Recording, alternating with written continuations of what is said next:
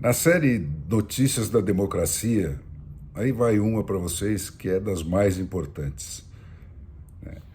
Montar instituições democráticas, que são aquelas feitas para fazer com que concretamente todo o poder emane do povo, é a arte de identificar os vetores de forças primários de cada instituição e colocar esses vetores sob a tutela direta do povo.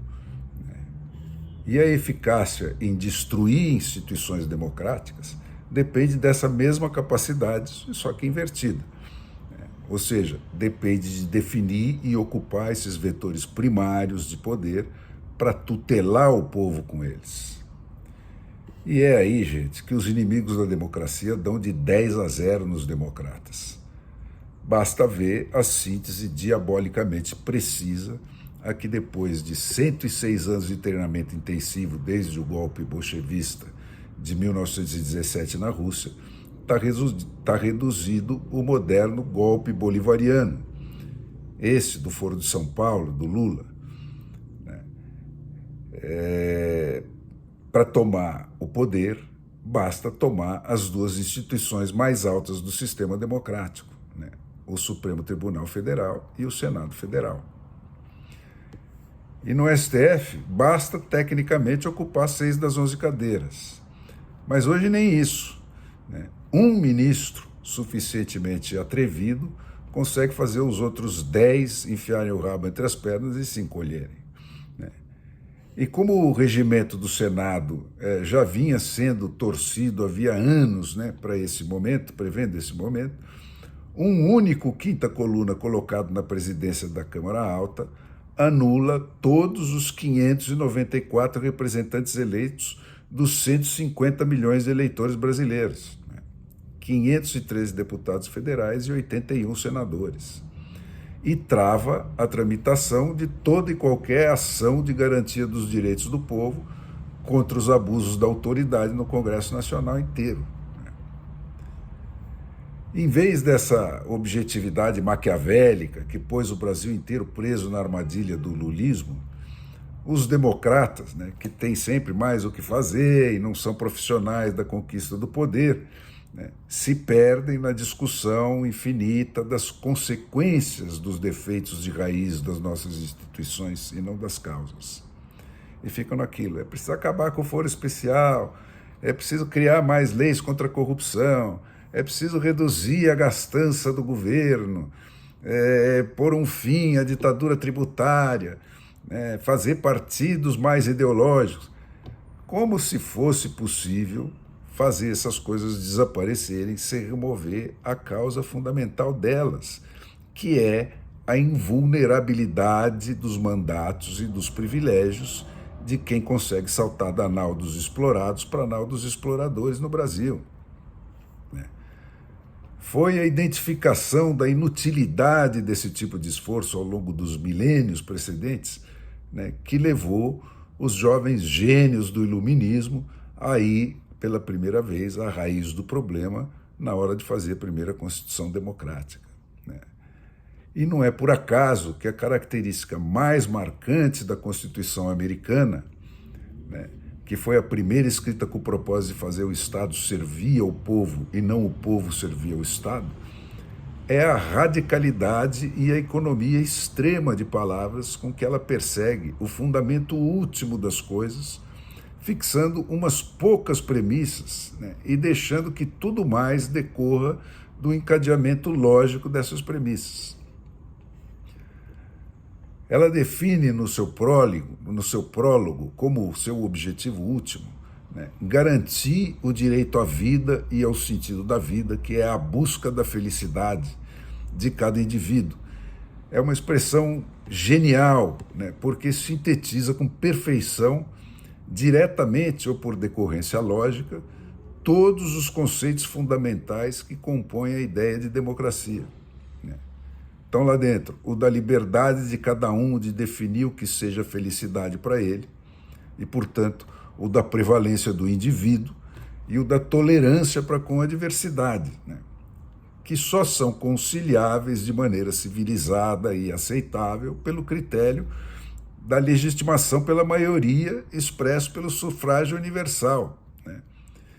que, por sua vez, implica a noção do consentimento, né? E esse pressupõe o livre debate das ideias, né? E tudo isso, gente, deságua no conceito da responsabilidade individual, porque se o mandato do político decorre da aceitação de uma promessa, né, da escolha de um compromisso entre os muitos que foram propostos para os eleitores, nós estamos falando de um contrato, né? E os contratos servem para responsabilizar penalmente quem não cumprir a sua parte. Então, daí por diante, o problema é como dar para cada cidadão, do mais humilde ao mais sofisticado, né, o direito de exercer esses poderes de forma fácil, legítima e sem trapaça. E é aí que está a beleza da Constituição americana, né? Onde outros povos, com o propósito de confundir e não de esclarecer, né, escrevem 330 artigos e emendas, né, com cada palavra de cada artigo e de cada emenda, abrindo infinitas brechas para contradições e interpretações distorsivas, né?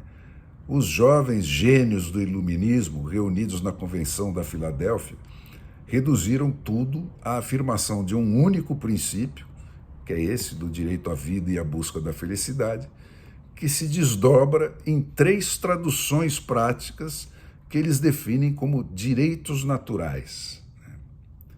Os direitos naturais são aqueles que dispensam maiores justificações, né? São aqueles que não é preciso escola para conhecer. São aqueles que até os animais exercem, né? São aqueles que nascem com e pertencem a todas as pessoas e, portanto, não precisam ser conquistados, estão garantidos enquanto ninguém agir para violá-los, né? E, portanto, era preciso proibir expressamente o Estado de fazer isso, né?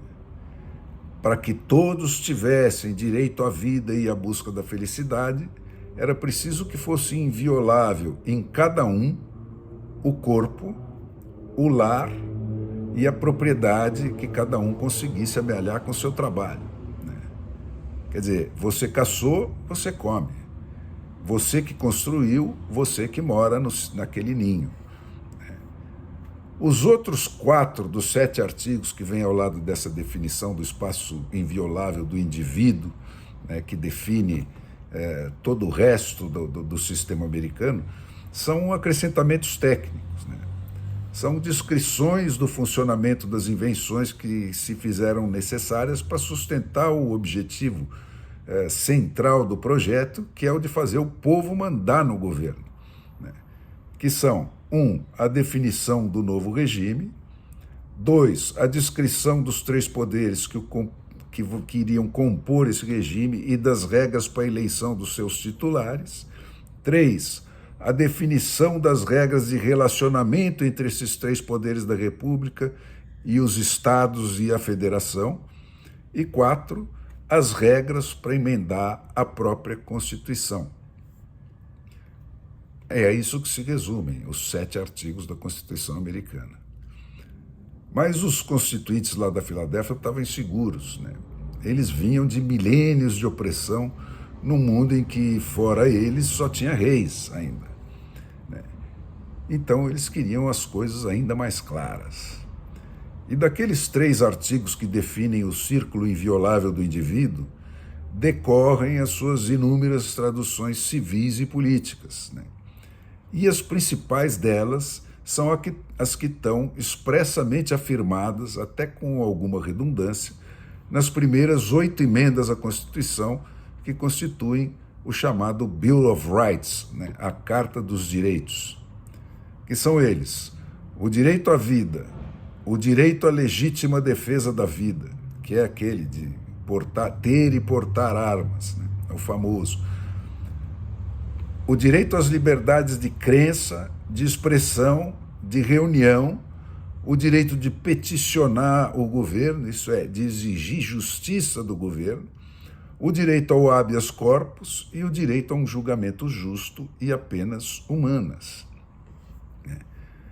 E para que a lista não se tornasse infindável, né, o que todos concordaram iria complicar tanto as coisas que tornaria aquele documento inútil como um instrumento de governo, que era o que eles pretendiam que ele se tornasse, a 9ª e a 10ª emendas afirmam que tudo que não está expressamente proibido nesses artigos pertence ao povo ou aos estados, para ser ou para deixar de ser lei, ao sabor das venturas e desventuras da busca da felicidade por cada parcela dos seus habitantes.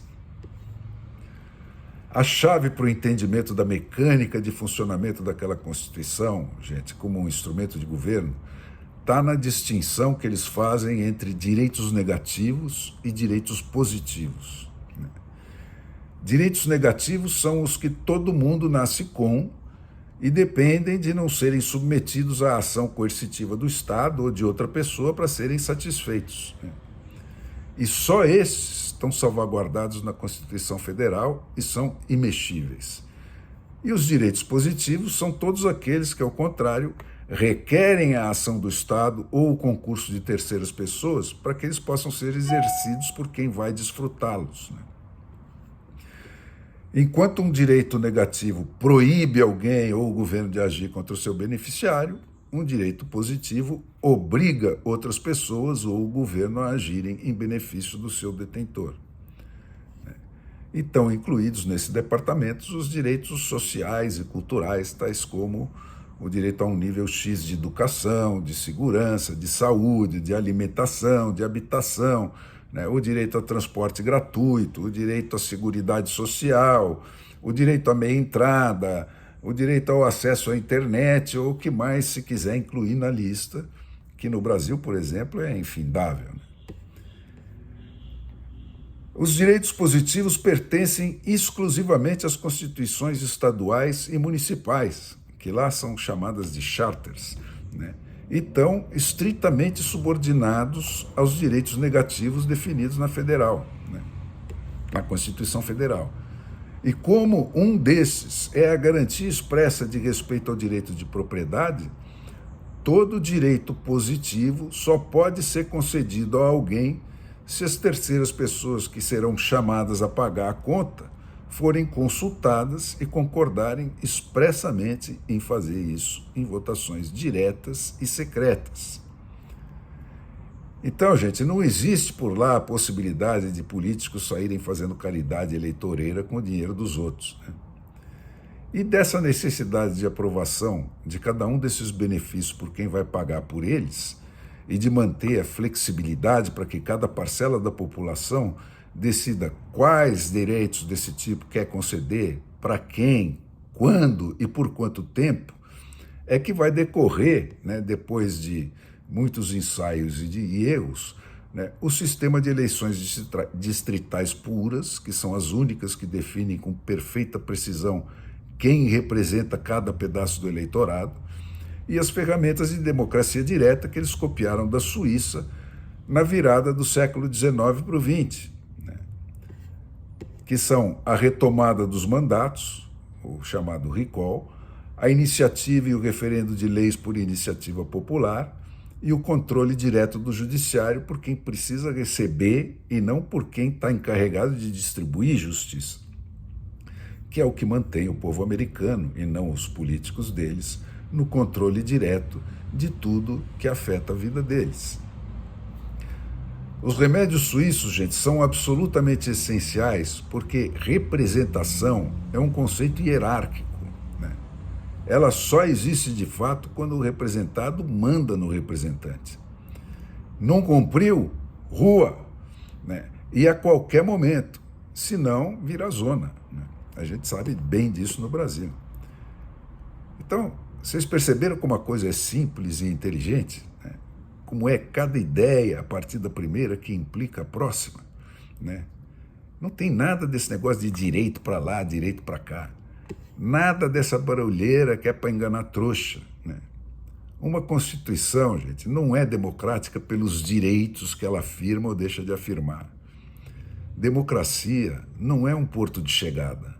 É só uma regra de navegação, E uma Constituição é democrática ou não se ela é acatada, isso é, aprovada no voto, e não imposta a um povo como foi a nossa. O resto, gente, é mentira. Então é isso, olha, não é uma panaceia, porque a humanidade é o que é, mas são esses 7 artigos e os mecanismos simples que deles decorrem que explicam sozinhos toda a diferença que existe entre eles e nós em matéria de desempenho como sociedade. Toda a riqueza deles e a miséria nossa, toda a liberdade deles e a falta de liberdade nossa.